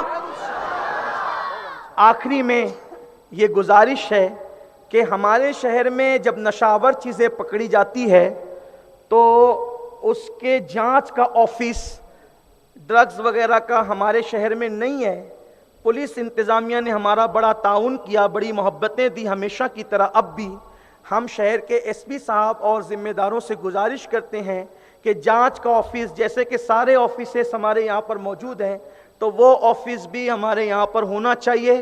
اور دوسری بات، پولیس اگر تھوڑی سی سختی بڑھا دے اس معاملے پر، حالانکہ وہ لوگ اپنا کام کرتے ہیں، ہمیں اس میں کوئی انٹرفیئر نہیں کرنا، نہ کچھ کہنا ہے اس پر، کوئی کرٹیسائز نہیں کرنا. آپ اپنا کام کر رہے ہیں، اچھے سے کر رہے ہیں، لیکن تھوڑی سی گزارش یہ ہے کہ اگر آپ تھوڑی سختی اور بڑھا دیتے ہیں، اور آپ کسی کی رعایت تو کرتے بھی نہیں ہیں، مزید اگر نہیں کرتے ہیں، صرف یہ سوچ کر کہ جو محلے کا بچہ نشے میں مبتلا ہو رہا ہے، پولیس والے میرے بھائی سمجھے کہ یہ بچہ میرا بچہ ہے، میری قوم کا بچہ ہے، میرے ملک کا بچہ ہے.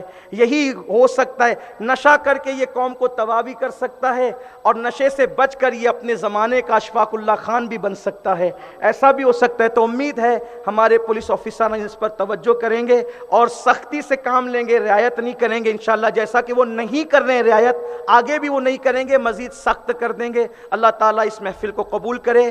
میں پھر آخری میں جتنے لوگ آئے ہیں عوامی سطح پر، سیاسی، سماجی، پولیس ڈپارٹمنٹ، میں خود سنی دعوت اسلامی کی جانب سے علماء، مشائخ، تمام اسکول، کالجز اور سب ذمہ داروں کا شکریہ ادا کرتا ہوں. اللہ تعالیٰ آپ سب کو جزائے خیر عطا فرمائے، اور خاص طور پہ میڈیا کے لوگوں کا، انہوں نے بہت اس پر ہمارا ساتھ دیا، اللہ ان سب کو جزائے خیر دے.